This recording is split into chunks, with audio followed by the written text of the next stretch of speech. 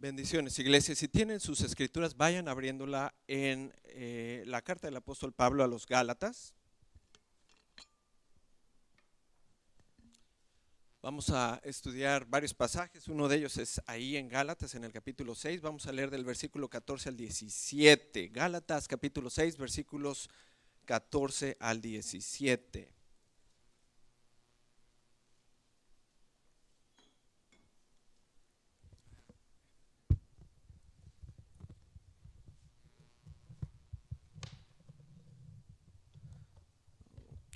Ok, vamos a ver.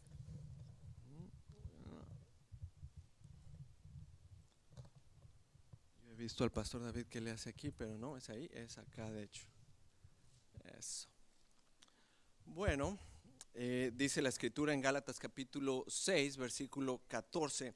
El apóstol Pablo escribe esta carta en medio de una controversia muy grande en aquellos días y él dice al final de esta carta: pero jamás, lejos esté yo de gloriarme, dice la escritura, sino solamente en una cosa. Dice: yo no me quiero gloriar en mí, solamente me quiero gloriar en una cosa, y es solamente en nuestro Señor Jesucristo, por quien, a causa de Él, el mundo no me interesa ya más. Yo ya no vivo para el mundo. Versículo 15. La controversia se encontraba alrededor de la circuncisión y la incircuncisión, y él dice: eso ya no importa, lo que importa, como les dijo por ejemplo a los corintios, es que somos una nueva criatura. Ahí en segunda de Corintios capítulo 5 versículo 17, y el versículo 16 nos dice ahí en Gálatas 6, dice el apóstol Pablo: y a todos los que anden en esa nueva vida, paz y misericordia sea a ellos y también al Israel de Dios. Versículo 17 dice: así es que por favor se los encomiendo mucho, de aquí en adelante, por favor, ya nadie me ande molestando, porque yo traigo en mi cuerpo las marcas del Señor Jesucristo. Vamos a orar, hermanos. Padre, te damos gracias en esta noche que nos permites estar en definitivamente el mejor lugar, el lugar donde podemos en conjunto como un cuerpo adorarte, como un cuerpo exaltar tu nombre y también aprender. Suplicamos, Señor, que nos guíes. Señor, yo reconozco mis limitaciones, mi pecado. Lo más horrendo que hay en mi vida, Señor, es mi pecado. Te suplico, Señor, que nos guíes, que la palabra por medio de tu Espíritu Santo, Señor, moldee nuestro corazón. Señor, ayúdanos en el nombre precioso de Jesús. Amén. El título de este mensaje es Los tatuajes del cristiano. Sí, escuchó bien. Los tatuajes del cristiano. Y antes de iniciar este mensaje, quiero hacer varias aclaraciones para que todos estemos tranquilos y por supuesto tengamos un buen tiempo. Quiero hacer un compromiso, hermanos, con ustedes en esta tarde, y es de tocar este tema con muchísima seriedad, con el mayor apego posible que el Espíritu de Dios me permita hacia las Escrituras.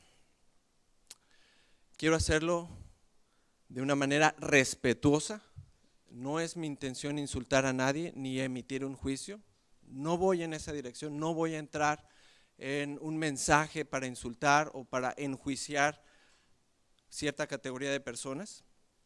Y quiero aclarar antes de iniciar que antes y después de este mensaje, mi aprecio por hermanos en Cristo, tatuados y no tatuados, es el mismo, no cambia. Ese es mi compromiso. Una de las intenciones de este mensaje es invitarlos a ustedes a que juntos, como cuerpo de Cristo, reflexionemos en este y en otros temas que encajan en esta dinámica de la que vamos a hablar. Les confieso, hermanos, que me siento como un equilibrista. Ustedes saben, aquellos que van con una barra larga, caminando en un cable suspendido a 200 metros de altura, a lo largo del Fraser River, en una noche oscura, y con vientos como los del 2006 que tiraron varias docenas de árboles en el Stanley Park. Pero ruego y suplico a Dios que Él me ayude a salir adelante en este mensaje. Aclaro también que la posición de nuestra iglesia, como la de muchas iglesias evangélicas, es la misma que yo les comento, de respeto, de tener nuestras puertas abiertas a todos, a tatuados y no tatuados, a ladrones y también a gente honrada, a aquellos que se han perforado los oídos o la nariz o el pecho o los párpados o el cachete o todo lo que ustedes se piensan o se imaginan que se pueda perforar. Están bienvenidos aquí. Están bienvenidos aquí también aquellos que se han cercenado su lengua para hacerla lucir como una lengua de un reptil. Son bienvenidos aquí también aquellos que utilizan su lengua en un estado íntegro para destruir a personas. Son bienvenidos aquí aquellos que han mutilado su cuerpo para expresar su libertad. Son bienvenidos a nuestra iglesia siempre, hermanos, hermanas, invitados, amigos que se han inyectado Botox porque no les gustan sus arrugas. Son invitados y bienvenidos a nuestras puertas aquellos que creen en el aborto como una forma de justicia hacia su libertad. Son invitados y bienvenidos a aquellos que fuman marihuana, los que creen en la muerte asistida y en todos esos temas inflamatorios que ustedes ya conocen. La razón es porque en este lugar hay un mensaje de esperanza. La razón es porque todos nosotros, de acuerdo con la Escritura, hemos pecado. Y la Escritura dice en Romanos capítulo 3 que no hay justo ni uno solo. ¿Por qué tocar este tema, hermanos? Bueno, acabamos de pasar el segundo aniversario y vivimos, el 30º aniversario, discúlpenme, y vivimos en un momento de mucha urgencia. Vivimos en medio de una sociedad que se está transformando muy rápidamente, donde hay grandes problemas, por ejemplo, alrededor de la homosexualidad, de la pornografía, de la promiscuidad, del aborto, de la crianza de bebés por parejas homosexuales. Y hay múltiples temas que son urgentes tratar en nuestra congregación. El tema de los tatuajes resalta mucho y es fácil de pensar que es un tema en el cual creamos que es relativamente hacer sencillamente un juicio, y es porque es algo que observamos nosotros todos los días y es fácil emitir un juicio. El problema de los tatuajes, como otros, está a la vista y por eso pensamos que es un tema muy urgente, pero igualmente urgentes son otros temas, como por ejemplo el tema de la promiscuidad, que no lo vemos, pero sabemos que hay personas que tienen problemas de infidelidad. El tema es urgente porque ha habido un aumento exponencial en esta situación de los tatuajes. Y como les decía, el propósito de este mensaje es fomentar una conversación seria al respecto. Pero sobre todo el objetivo principal de este mensaje es que podamos ver la realidad y en el centro de la realidad veamos a Dios. No estoy aquí, hermanos, como les decía, para emitir un juicio, porque todos tenemos limitaciones. Vivimos en un mundo lleno de desórdenes, donde las células de nuestro cuerpo están desordenadas, donde las familias están desordenadas, donde las sociedades en que vivimos están desordenadas. Y difícilmente alguien con toda veracidad y exactitud puede decir qué es correcto y qué no es correcto. Por esa razón, no pienso abordar con este mensaje la pregunta de si es bueno o es malo tener un tatuaje. En vez de eso, mi objetivo es tratar una pregunta más profunda, más importante, y es ¿cuál es la realidad de un tatuaje? Pienso llevar este mensaje en 3 etapas, en 3 partes. La primera va a ser una introducción bíblica al tema. La segunda parte nos enfocaremos en un texto que es bastante conocido al respecto y que siempre es un texto de debate. Y en la tercera parte pienso compartir con ustedes aplicaciones prácticas acerca de los tatuajes. ¿Cómo comenzar?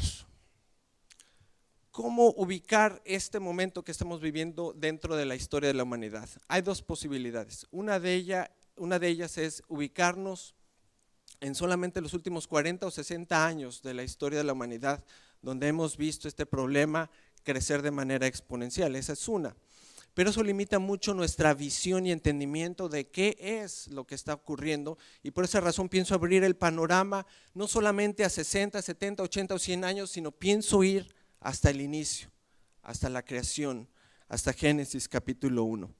Génesis capítulo 1 nos enseña al menos dos cosas. En el versículo 27 la escritura nos dice que Dios creó el hombre a su imagen. Génesis 1:27. A imagen de Dios lo creó, varón y hembra los creó. La escritura nos deja ver en ese versículo que solo hay una parte de la creación, ninguna otra, que tiene una característica que ningún animal, ningún planeta, ninguna estrella tiene, y es de ser portador de la gloria de Dios. Solamente hay una parte de la creación y esa es el ser humano. La escritura nos dice que somos entonces representantes de la gloria de Dios. Quiere decir que nosotros somos portadores de su belleza, de su pureza, de su perfección, de su persona, y solamente ocurre eso en nosotros. Más adelante nos enseña una segunda cosa este primer capítulo de Génesis, en el versículo 31. Génesis 1:31.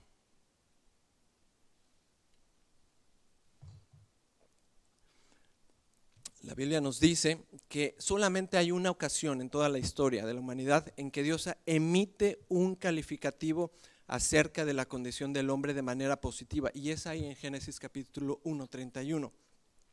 Dice la escritura que vio Dios que todo lo que él había hecho en el universo era bueno en grande manera, y eso indica que ese fue el único momento en la historia en que Dios vio que el hombre era perfecto y era bueno.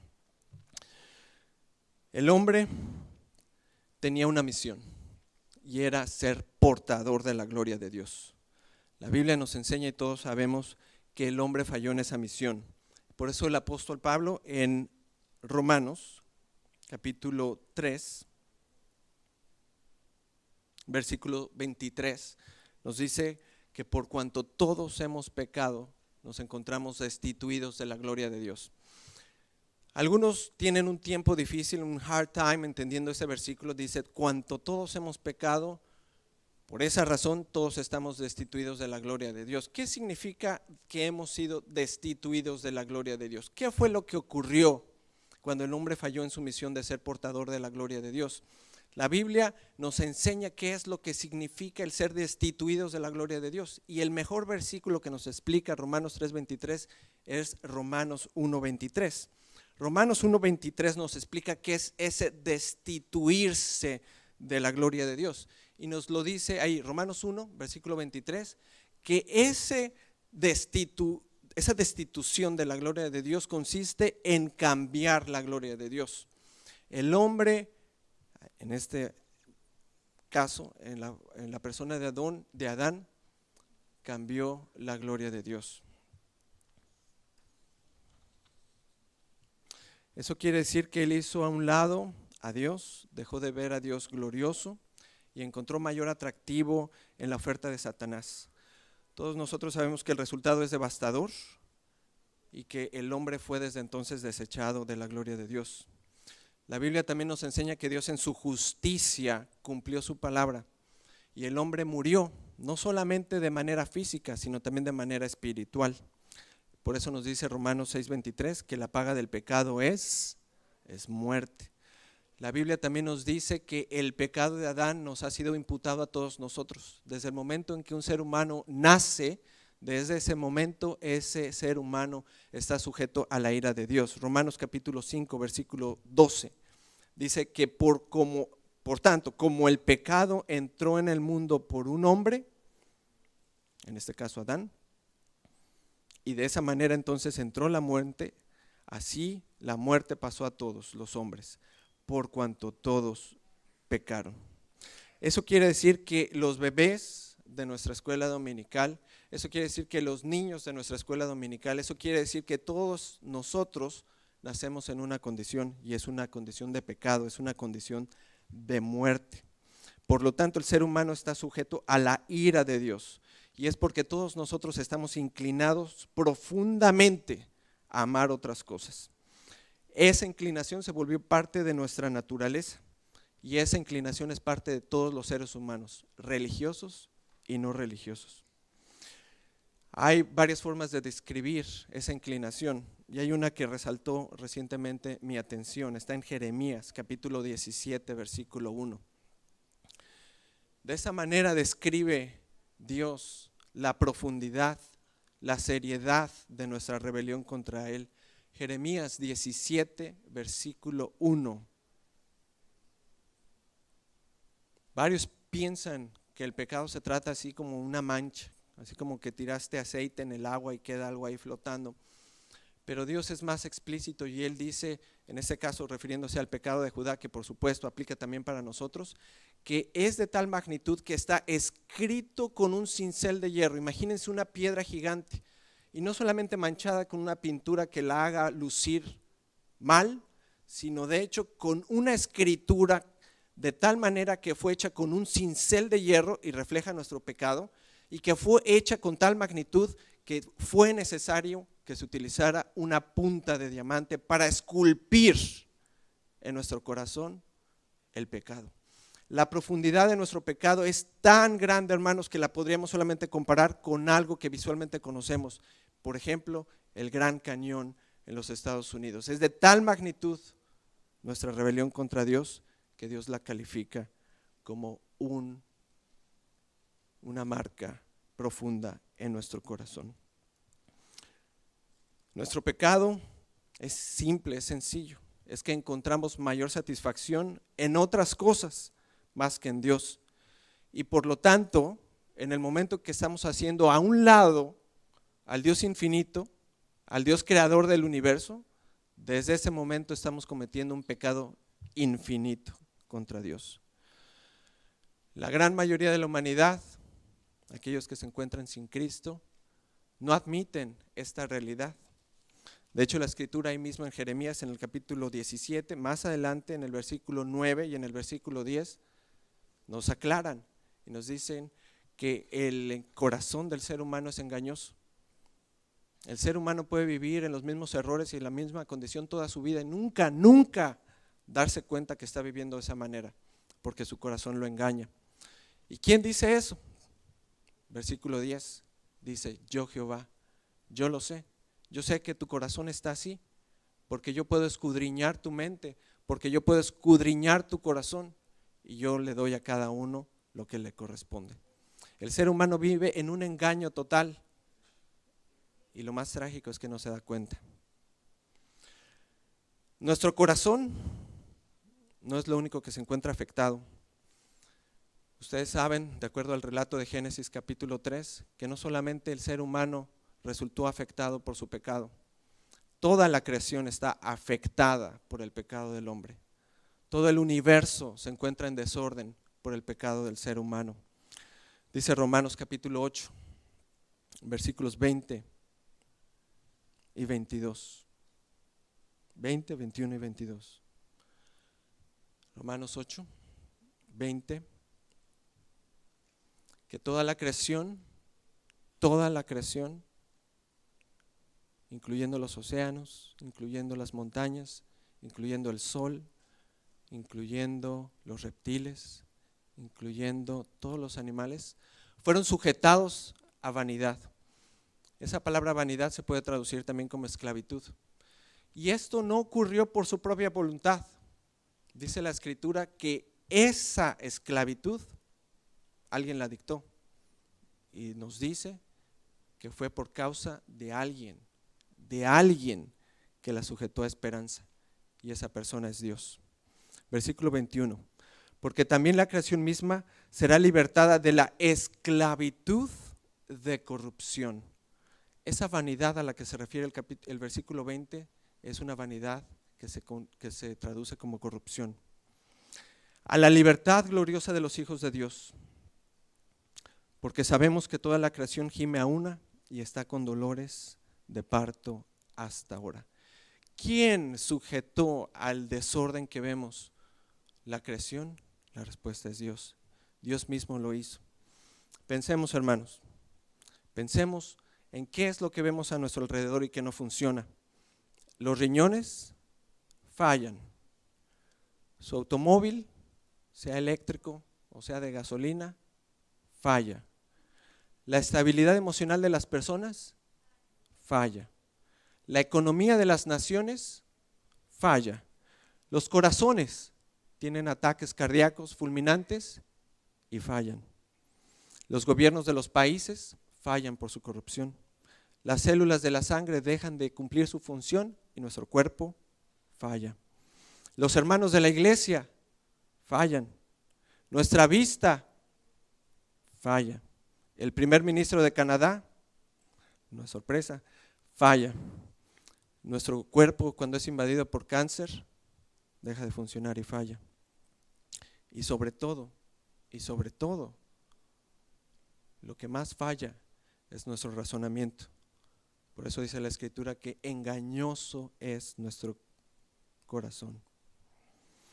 El objetivo de Dios al emitir su juicio no solo contra nosotros, sino también contra toda la creación, fue resaltar el horror de nuestro pecado. Lo más horroroso, hermanos, lo más espantoso que van a conocer ustedes en su vida, en este planeta, va a ser su pecado. Eso es lo más horroroso que hay en nuestras vidas. Ese pecado consiste en intercambiar la gloria de Dios por objetos de infinitamente menor valor. Y ese intercambio, la Biblia nos dice que es una corrupción. Y está presente en religiosos como en no religiosos. Al ser destituidos de la gloria de Dios, de acuerdo a Romanos capítulo 3, el hombre perdió su misión. El hombre dejó de ser portador de la imagen de Dios para glorificar su nombre. Y al encontrarse sin su misión, la Biblia nos dice que Dios lo dejó libre en su necedad. Algunos piensan que esa libertad que tiene el hombre es una libertad absoluta que le pertenece a él. Y de hecho algunos en el lenguaje religioso lo llaman libre albedrío.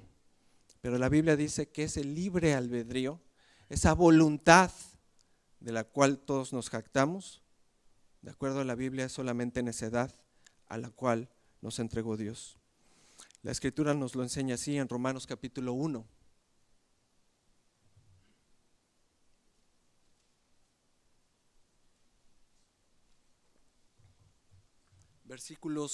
Romanos capítulo 1, versículos 24 al 26. De hecho, vamos a leer hasta el versículo 31. La libre voluntad con la que contamos a los ojos de Dios es solamente necedad. Dice el versículo 24, que Dios entregó a la humanidad completa a la inmundicia. La entregó, en este caso específicamente está hablando de las concupiscencias de sus corazones, de modo que muchas personas deshonraron entre sí sus propios cuerpos. Versículo 25. Cambiaron la verdad de Dios por mentira, honrando y dando culto a las criaturas antes que al Creador, el cual es bendito por los siglos. Versículo 26. Por esto, y fíjense quién es el autor de eso, por esto Dios los entregó a pasiones vergonzosas. Ahí está su libre voluntad, hermanos, el resultado del juicio de Dios. Porque aún sus mujeres cambiaron el uso natural que les es contra naturaleza. 27. Y de igual modo también los hombres actuaron de esa manera, dejando el uso natural de la mujer y se encendieron en su lascivia unos con otros, cometiendo hechos vergonzosos, hombres contra hombres, y recibiendo en sí mismos la retribución debida a su extravío. Versículo 28. Ellos no aprobaron tener en cuenta a Dios. Y por eso, de nuevo, insiste el apóstol, Dios los entregó a una voluntad reprobada para hacer cosas que no convienen. Y en eso estamos todos estamos en esa condición. A continuación, el apóstol Pablo, hablando de una mente reprobada, hace una lista de más de 20 pecados en la cual todos nosotros cabemos de una manera o de otra. Versículo 29. Estando atestados, llenos hasta los dientes de toda injusticia, como fornicación, y viene la lista, perversidad, avaricia, maldad, y todos vamos a ir cayendo en una u otra categoría, llenos de envidia, homicidios, contiendas, engaños, malignidades, murmuraciones, detracción, homicidios, contiendas, engaños, malignidades, murmuraciones, detracción, aborrecimiento de Dios, injurias, soberbias, altivez, inventores de maldad, desobediencia a nuestros padres. Versículo 31. Necios, desleales, sin afecto natural, implacables, sin misericordia. En eso estamos todos inundados hasta lo más profundo de nuestro corazón. Y eso incluye a personas con o sin tatuajes. Eso incluye a personas que sean homosexuales o heterosexuales, a simpatizantes de provida o a simpatizantes del aborto. Nadie se escapa. Todos somos parte de esa necedad en la cual Dios ha colocado a la humanidad. Hasta este momento aprendemos 3 cosas. Primero, que la raíz de todos los problemas que padecemos está fundada en un hecho, que todos nosotros intercambiamos la gloria de Dios, su belleza, por otras cosas. Y en vez de traer a nuestro corazón paz y obediencia, lo único que trae ese intercambio, esa corrupción, es más rebelión. Segunda cosa que aprendemos de estos pasajes que hemos estudiado, y es quizás de las más importantes, o de hecho la más importante de este mensaje, que todos necesitamos a Cristo como Redentor. Entre nosotros hay muchos cristianos, y si yo les preguntara a ustedes, ¿cómo es que usted es cristiano? Varios de ustedes me contestarían, bueno, pues es que un día estaba yo perdido y Cristo vino a mi vida, le recibí y Él se convirtió en mi Salvador. Esa es una respuesta acertada, es muy correcta. Pero la Biblia nos habla de una descripción aún más grave de cuál es nuestra condición. No estábamos perdidos en un parque, no estábamos perdidos por ahí en la montaña solamente. Estábamos de hecho perdidos en una morgue, estábamos muertos. Dice Efesios capítulo 2, versículo 1, que Dios entre nosotros, cristianos, hizo un milagro. Él nos dio vida porque estábamos muertos en nuestros delitos y en nuestros pecados. No andábamos por ahí en un parque solamente perdido y entonces alguien se acercó y estábamos en una morgue, estábamos muertos. Y me encanta la escritura porque hay muchos pasajes que se entrelazan unos a otros y nos dejan ver un picture más grande de cuál es el plan de redención de nuestro Señor. Dice Jesucristo mismo en Juan capítulo 5, versículo 25. Dice Jesús, de cierto os digo, que viene la hora y ese momento ya está aquí. Y fíjense cuál es el lenguaje que él usa. Que los muertos oirán la voz del Hijo de Dios y los que la oyeren vivirán.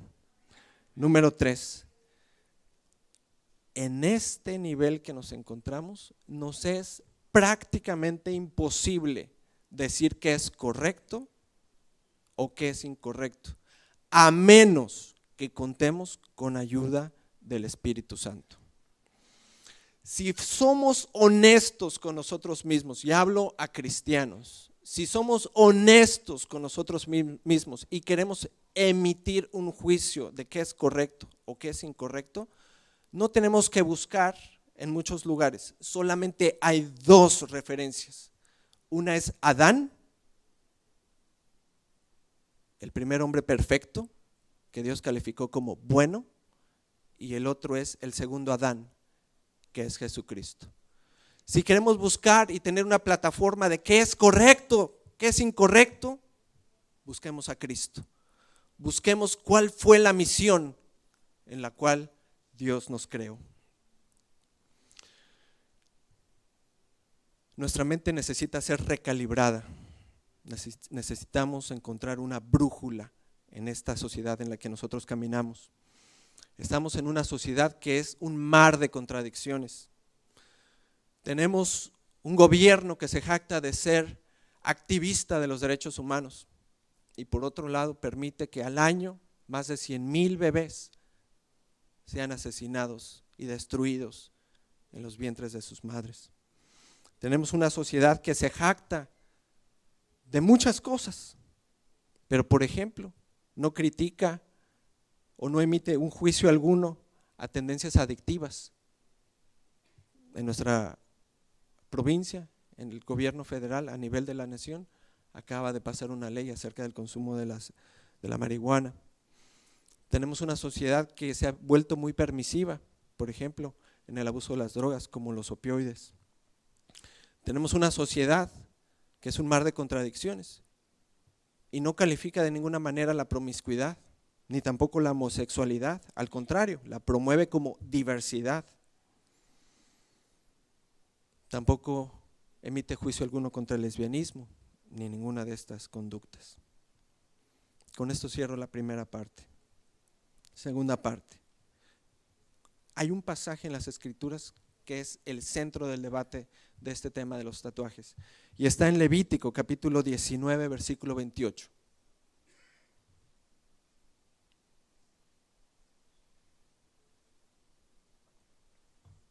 Levítico capítulo 19 versículo 18. Dice la Escritura: no te vengarás. Ay, caray, ¿es ese? 19, 28. Más adelante, hermana, por favor. Eso. Y no haréis rasguños, marcas algunas en vuestro cuerpo por ningún muerto, ni tampoco imprimiréis en vosotros señal alguna. Ahora, aquí hay dos posiciones. Unos dicen, ok, ahí está el pasaje, está en Levítico, y dicen, ¿y dónde está el pasaje? No, pues está en el Antiguo Testamento. Sí, pero dime dónde está. Está en la ley de Moisés. Y entonces dicen, bueno, recordemos lo que dice Pablo a los romanos, que ya no estamos bajo la, si no estamos bajo la, gracias, se acabó. Next topic. Pero vivimos, como les decía, en un mar de contradicciones. 2 versículos antes, en el versículo 26, se habla acerca de la adivinación. Pero universalmente los cristianos sí coincidimos que eso sigue vigente, que la adivinación no debe practicarse por los cristianos. Y si quieren ustedes añadir más confusión respecto a la ley de Moisés, varios de ustedes conocen que la ley de Moisés prohíbe el consumo, por ejemplo, de la carne de puerco. Y todos los domingos las hermanas de la cocina nos nutren con docenas de pupusas de chicharrón. Entonces, sí, pero no, y acá sí, pero no. Y para traer más confusión en lo que sí y no de la ley de Moisés, en la ley de Moisés también se habla del diezmo, y de ese nos encargamos que quede bien predicado. Entonces, ¿cuál es el punto de partida aquí? ¿Cuál es el principio que debemos de extraer de este texto? Son 2. 1, el propósito de este mensaje, de ese versículo 19-28, de que no se haga una persona marca alguna, ni señal imprimida alguna en su cuerpo, es, en primer lugar, que se distinga se distinga de las demás naciones paganas. Y algunos pueden debatir, bueno, pues sí, me puedo distinguir de muchas otras maneras. Who cares? Ok, ese es un principio. Segundo principio, ese pasaje nos enseña que Dios es soberano sobre nosotros.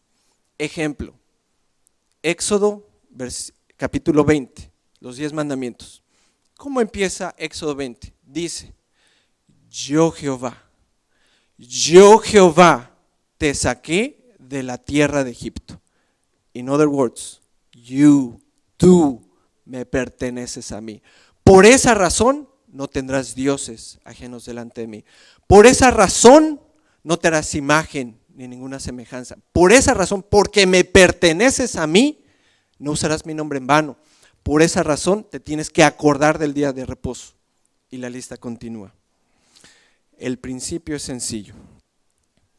No se trata solamente de dejar de ser o no ser iguales o diferentes a otros.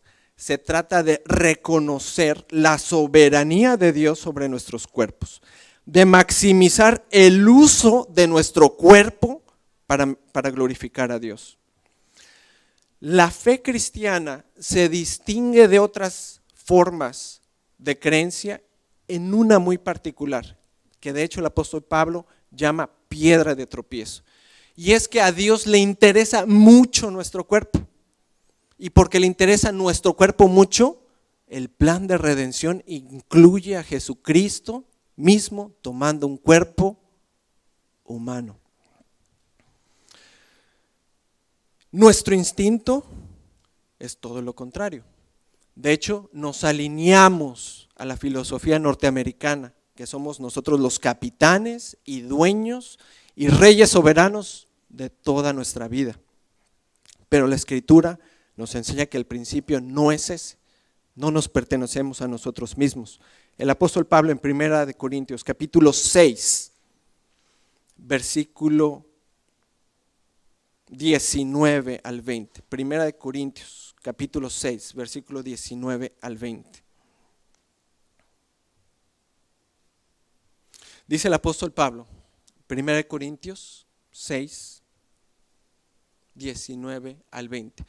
¿O ignoráis que vuestro cuerpo es templo del Espíritu Santo, el cual está en vosotros, el cual tenéis de Dios, y que no sois vuestros? Es el mismo lenguaje de Éxodo 20. Porque habéis sido comprados por precio, y por esa razón glorificad pues a Dios, no en vuestra alma, no de manera espiritual o cantando, glorificad pues a Dios en vuestros cuerpos y en vuestro espíritu, los cuales le pertenecen a Dios. Tercera parte, lo práctico. Quiero compartir con ustedes 6 razones por las cuales los cristianos debemos evitar los tatuajes. La Escritura nos enseña que la preocupación de cada uno de nosotros debe ser una preocupación sobre lo interior de nuestra persona y no sobre lo exterior de nuestra persona. Ahora, quizás a algunos les venga a la mente aquel pasaje en el Antiguo Testamento que Dios no mira lo que mira el hombre, sino Dios mira lo que no ven los demás, Él mira el corazón. Entonces, cada quien saca su conclusión. Pero eso no es lo que enseña ese pasaje. Ese pasaje lo que nos está enseñando es que la preocupación de nosotros no debe ser la externa, debe ser la interior, la de nuestro corazón. El apóstol Pedro, en 1 Pedro, capítulo 3, versículos 3 al 4, nos da un ejemplo de esa preocupación hacia el interior de nosotros.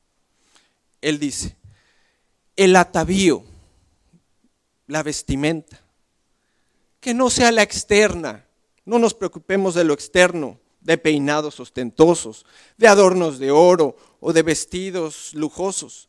Preocupémonos, versículo 4, por lo interno, lo de nuestro corazón, en lo incorruptible, en un ornato de un espíritu afable y apacible, que es de gran estima delante de Dios. Un tatuaje refleja una preocupación por nuestro look externo y no por nuestro look interno. Los tatuajes reflejan una profunda preocupación por nuestra apariencia. Segunda razón, los tatuajes son permanentes, a menos que estés dispuesto a dos cosas. Tengo entendido que hay un proceso para que una persona se pueda quitar un tatuaje, pero tengo entendido que es muy doloroso, y no solamente muy doloroso, es muy costoso. Una persona que se pone un tatuaje no solamente está pagando 100, 200, 300, 1000 o la cantidad que ustedes quieran en dólares. Está pagando un compromiso con su piel. La prenda de intercambio para obtener ese tatuaje no es el dinero solamente, es la piel. Se hace a costo de algo que no nos pertenece, sino le pertenece a Dios. Razón número 3. Hermanos, tenemos que admitir que todo cambia, incluido tu cuerpo y tu piel. Un tatuaje es una forma ingenua de pensar que como nos vemos hoy, nos vamos a ver en 20 o en 30 años. Por si no lo sabías, hermano, tus gustos van a cambiar. La cultura en 20 o en 30 años va a ser diferente. La sociedad que nos rodea va a ser diferente. Lo que hoy es moda, muy posiblemente en 20 o en 30 años, va a ser anticuado.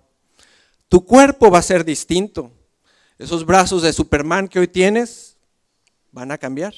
Como me decía un hermano hace unas semanas, yo no le entendía, pero él me explicó acerca de las alas de murciélago. Ahí se los deja de tarea. Tu pecho va a cambiar. Tu espalda va a cambiar. Y ese tatuaje dejará en ti marcada una identidad juvenil que no corresponderá con tu persona en 20 o 30 años, sino al contrario, manifestará otro mensaje de falta de sabiduría y de experiencia. Razón número 4.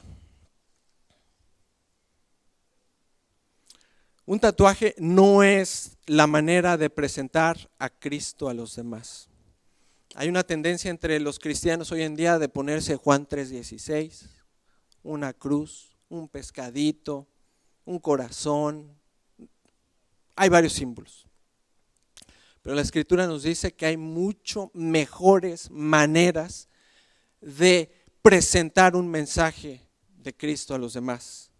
Nuestro Señor Jesucristo en Mateo 5, versículo 16, nos dice que nuestra luz alumbre delante de los hombres para que vean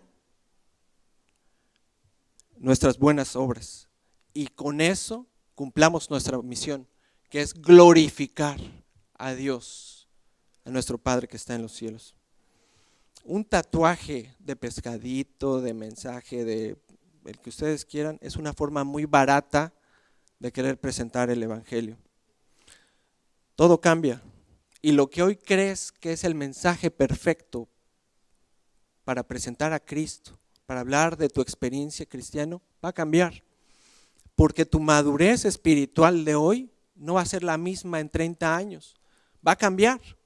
Dios se va a encargar de eso, de que cambie tu mentalidad y no corresponderá entonces. Por eso el apóstol Pablo en Gálatas, donde leíamos al inicio, en medio de una controversia que si se tiene que hacer la circuncisión, que si no, él les dijo, por favor, ya no pensemos en eso, pensemos en algo, en que somos una nueva creación y que nos ha sido restituida nuestra misión de glorificar a Dios en todo nuestro cuerpo y en toda nuestra vida.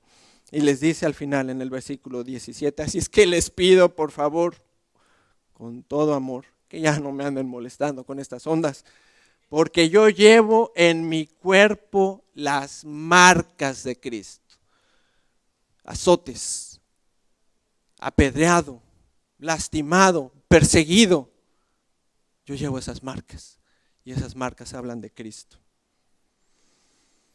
Los tatuajes, razón número 5, nos pueden limitar en muchos aspectos de nuestras vidas. No solamente en los trabajos, también nos pueden limitar en nuestra misión de hablar de Cristo. ¿Quién, hermanos? ¿Quién de ustedes sabe cómo se va a ver Canadá en 20 o en 30 años? Lo que hoy nosotros creemos que es un símbolo para presentar a Cristo, en 20 o 30 años, con la cantidad de migración musulmana que está llegando a este país, eso que hoy pensamos que es algo que no importa, se puede convertir en un obstáculo para presentar a Cristo. Puede acarrear limitaciones en nuestra misión. ¿Por qué limitar entonces nuestro potencial para el futuro de esa manera? Voy terminando. Razón número 6. La Escritura nos dice en 1 Corintios capítulo 10, versículo 31.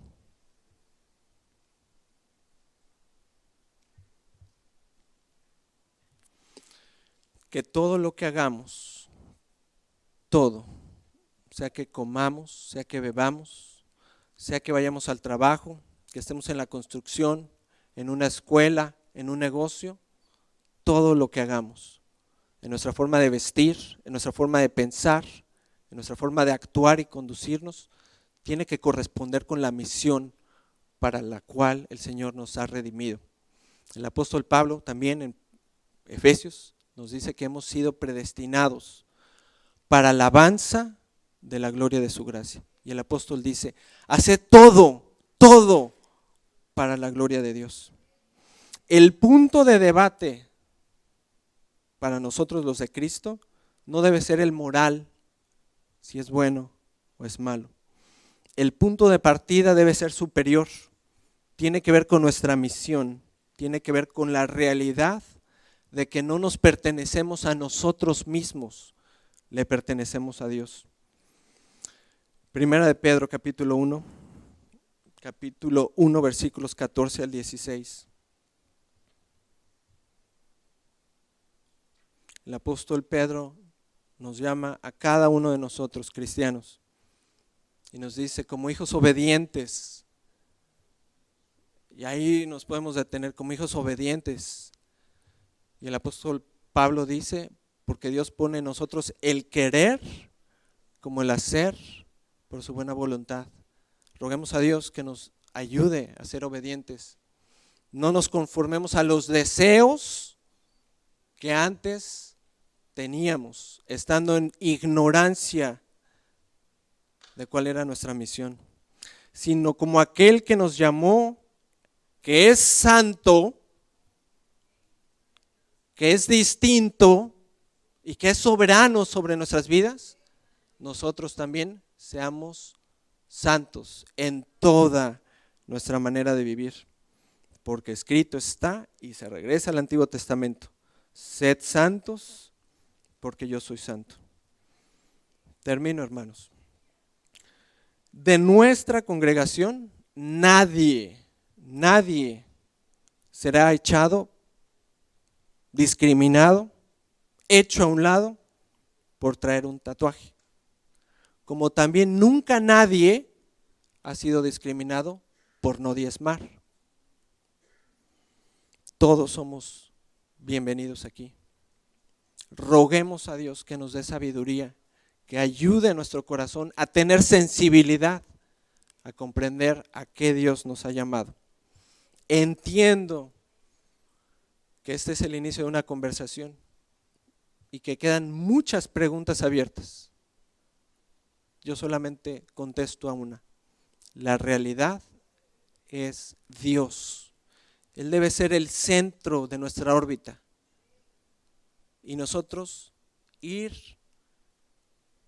alrededor de Él, como dice la Escritura, mirando a Cristo, que es el autor y consumador de nuestra fe, prosiguiendo adelante, desechando lo que nos estorba, siguiendo a la meta. Supliquemos a Dios que sea Él el que dirija nuestro corazón, que dirija nuestra juventud, que dirija a nuestros hijos y que les dé sabiduría para que glorifiquen su nombre. Vamos a orar. Padre, rogamos, Señor, que este mensaje transforme nuestro corazón. Como compartía con nuestros hermanos, lo más importante es que te necesitamos a ti, Señor. Que nuestro corazón es débil, que nuestro corazón, Señor, es engañoso. Suplicamos, Dios, que nos ayudes a ver la luz en Cristo. Señor, ayúdanos a recuperar y ver hacia adelante esa misión de glorificar a Cristo, de glorificarte a ti en todo lo que nosotros hacemos. Rogamos por nuestra juventud, por nuestros hijos, Señor, que les dé sabiduría, no solo en este tema que hoy tratamos, sino en muchos otros, Señor, que aquejan nuestra sociedad. Padre, nadie de nosotros somos perfectos. Todos cometemos faltas que nos avergüenzan delante de ti. ¿Quién ve nuestra pornografía? ¿Quién ve nuestra promiscuidad? ¿Quién ve lo horroroso que tratamos a nuestros seres queridos de nuestra familia? Perdónanos, Señor. Rogamos, Señor, que tu Espíritu Santo dirija nuestra mente. Nos dé, Señor, sabiduría. Si tú estás aquí en este lugar por primera vez y escuchas el mensaje en tu corazón de que necesitas un redentor, hay buenas noticias. Cristo te está llamando. Cristo llama a tu vida. Cristo llama a tu corazón. Hay personas en nuestra congregación que le gustaría orar contigo. Levanta tu mano. Queremos orar contigo. Queremos apoyarte en oración para que recibas a Cristo como tu Salvador, como tu Redentor. Si nos escuchas a través del internet y reconoces a Cristo como lo único que puede rescatar tu vida, es porque está pasando un milagro en tu corazón. Clama a Dios, ruega a Dios que perdone tus pecados, que perdone tu maldad, que redima tu corazón y que te dé vida. Nuestro Señor Jesucristo dijo que la hora es hoy, cuando los muertos podrán escuchar la voz de Cristo y tendrán vida. Si tú escuchas esa voz, levanta tu mano, clama a Dios, queremos apoyarte. Gracias, Padre, por este momento. Gracias, Señor, por esta meditación, por este mensaje. Rogamos que guardes nuestro camino de vuelta a nuestros hogares y nos permitas reunirnos como un cuerpo en la próxima ocasión. En el nombre de Jesús, amén. Seguimos orando, iglesia, seguimos orando. No quiero que nos vayamos sin orar por todos los hermanos que están convalecientes, por todos los hermanos que necesitan de oración. Vamos a orar por la salud de nuestro hermano Porfirio López, por su sanidad, por su recuperación, nuestro hermano Murcia, después de su operación en su pie, por la hermana Patricia de Otero, por ese tumor en su pulmón. Oramos por Karen Hernández, Señor, para que tú proveas, oh Dios, de ese riñón, que tú le des fuerzas. Por nuestro hermano Rolf también, Señor, por sanidad. Por nuestra hermana Mercedes Campos, sanidad de cáncer. Nuestro hermano Jorge García también, por sanidad de cáncer. Nuestra hermana Ivonne Canales, sanidad de cáncer. Por nuestro hermano Mario Alex Hernández, para que tú, Señor, le des esa sanidad total. Por nuestra hermana Elina Malo, Señor, por cáncer. Por el joven Abraham, Señor, que está en cuidados intensivos también, que tú le des fuerzas, que tú le des otra oportunidad. Por nuestra hermana Roxana Linares, por Freddy Antonio Girola, por su insuficiencia renal. Y así, Señor, por todos los hermanos que están padeciendo, Señor, en este momento. Queremos poner, Señor, esta petición delante de ti, Señor. Que tú, Padre, te puedas glorificar en medio de tu pueblo, de tu iglesia, Señor. Que tú nos des una oportunidad. Sabemos que tú eres nuestro médico por excelencia. Sabemos que tú sigues haciendo milagros, Señor, en tu pueblo. Y por eso, Padre, te pedimos que te glorifiques en la vida de nuestros hermanos. Gracias, Señor, por el mensaje de esta noche. Gracias por recordarnos una vez más que debemos de cuidar el templo del Espíritu Santo. Gracias, Señor, llévanos con bien y guárdanos. Bendice lo que falta de la semana, Señor, para que el sábado podamos estar en las reuniones de ministerios y el domingo podamos estar en las 2 citas que tenemos a la 1:30 y 6 p.m. Porque nosotros necesitamos de ti, necesitamos alimentarnos de tu palabra. Gracias, Señor, en el nombre de Jesús. Amén y amén.